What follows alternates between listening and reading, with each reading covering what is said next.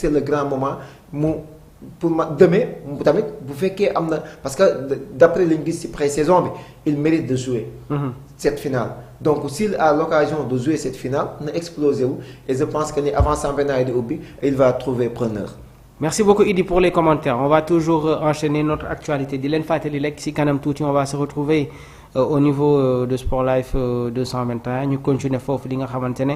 moom mooy suñu waxtaan alors. mais am na lu ma la bëgg lu nekk sama xel sànq ba tey. oui dama lire Brentford est prêt à lâcher 46 millions d'euros à West Ham pour El Hadji Malick Diouf dama la posé woon benn question Brentford fayoon 20 millions d'euros nga am loo ma tontu woon. waaw ni ma dañoo yabaate. waaw dañoo yab ki nga xamante ni moom mooy El Hadji Malick Diouf parce que mérité na lu ëpp 20 millions d'euros moo tax bi ma gisee information sama xel si yow la njëkk dem. waaw loolu tey ko Sport Life. dañ koy denc. loolu parce que loolu foog nga ñëwaat si. loolu denc ma si waxoon loo xamante ni tey dama gis ma ne Mamour il a raison. teel ma ko Sport Life. moo tax ma ne xaar foog ma jox la ko. waaw teel ma ko Sport Life. d'accord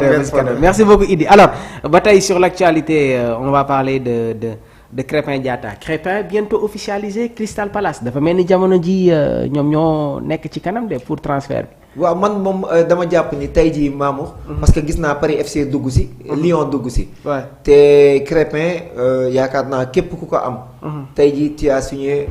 mën na doon sax sa meilleur recrue. si mercato bi parce que c'est un joueur fin prêt. dafa nekk joueur bu ñor boo xamante ni tey jii il est prêt il peut dépanner sur beaucoup de postes. tey jii Crépin Diatta nga am ko un joueur boo xamante ni gis nañ maturité bi mu am mais envie ak engagement bi ngay xam ne da koy joxe sur le terrain. tey man j'ai vu ki nga xamante ne moom mooy Marseille Paris FC Lyon mais j'ai vu aussi des offres foofu nga xam moom mooy ca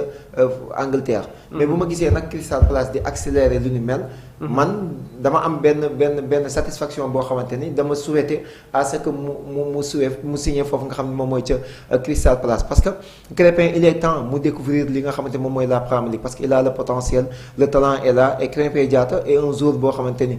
gis nañ trajectoire bi nga xam ni def na ko bien vrai que nag un peu freiné par les blessures mais c'est un joueur boo xamante ni rek certes trébuché na mais il n'a jamais tombé il n'a jamais laissé les bras tey jii mu nekk nag ci benn étape bu décisive boo xamante ni 27 ans mu nekk l'âge de la maturité pour un footballeur professionnel tey dafa ñor ba nga xamante ni tey jii bépp équipe bu mu dem du am problème adaptation te foofu nga xam moom mooy Crystal Palace pour l'intégration ça sera facile parce que il y a un certain Ismaïla Sarr pourquoi pas ñu combiner sur aile bi Ismaïla Sarr ak Crépin Diatta loolu waxtaan day am donc nekk na loo xamante ni man pour man c'est la meilleure destination pour Crépin Diatta parce que Crystal Palace dafay découvrir li nga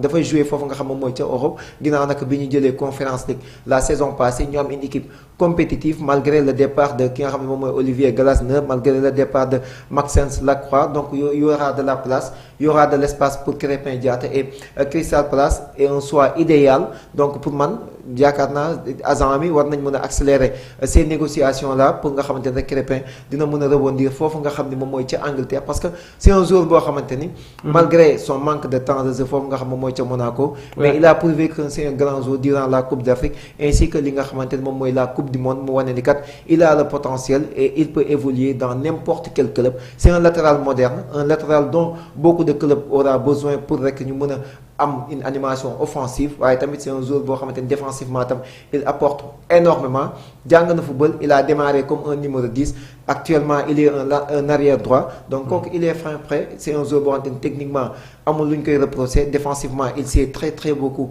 amélioré donc Crépin à Crystal Palace man je dis oui. Crépin à Crystal Palace. oui donc foofu tamit ça peut être une très belle destination alors ba tey dañuy enchaîner. ak li nga xamante ne moom mooy suñu actualité continuer ba tey di waxtaanee lépp luy jëm si wàllum tàggat yaram alors on va parler d'un autre international sénégalais qui joue actuellement au niveau de Chelsea muy Nicolas Jackson dafa mel ni nag jamono ji retournement de situation am na ci kaawam parce que ñu bëri jàpp nañ ne que dafa war a des fi nga xamante ne moom mooy Stamford Bridge parce qu'il est en train de réaliser une pré-saison exceptionnelle quand même Jackson est en forme et gis nañu vraiment de l'amélioration dans son jeu. souvent dañuy wax naan il n'y a pas de mauvais joueur. man maamu dama gëm ni képp koo xam ne jox nañ la big bi nga xaatim rek tu n'es pas un mauvais joueur. parfois nag nga nekk ci endroit boo xamante ne adéquat wul ak sa football. wala adéquat wul tam ak sa profil. donc Jackson ñu gis passage am ci premier passage am à Chelsea. bon il a fait des saisons merveilleuses mais il y a beaucoup de choses yoo xamante ne à améliorer li mu war a travailler et depuis son retour de prêt foo nga xam moom mooy Bayern dafa mel ni ku jàngi woon football.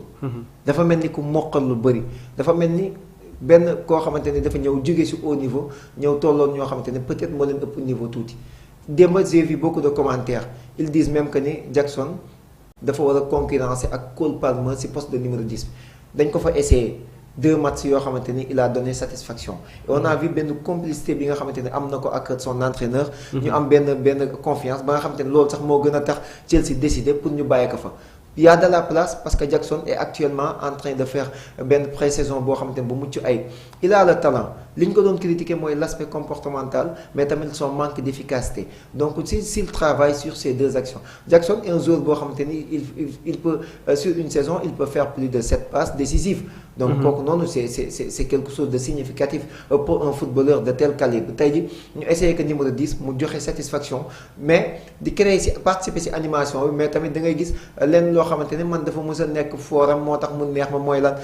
bal bi mën na ko téye à n'importe quel moment adversaire bi du ko nangu et am na benn visibilité boo xamante ne il peut faire des passes laser yoo xamante ni góor bi attaquant bi dafay nekk dans de très bonnes conditions donc Jackson tey ñu repositionné ko mu nekk di def ay matchs yu mucc ayib tey ji man d'après li ma gis ci pré-saison bi il me semble que ni Xabi Alonso dafa prêt pour compter ci moom donc moom tamit c'est à lui de prouver que qu'il mérite sa place il est un joueur boo xamante ne tey jii Jackson waruñu kat di andi naan Jackson ak Delap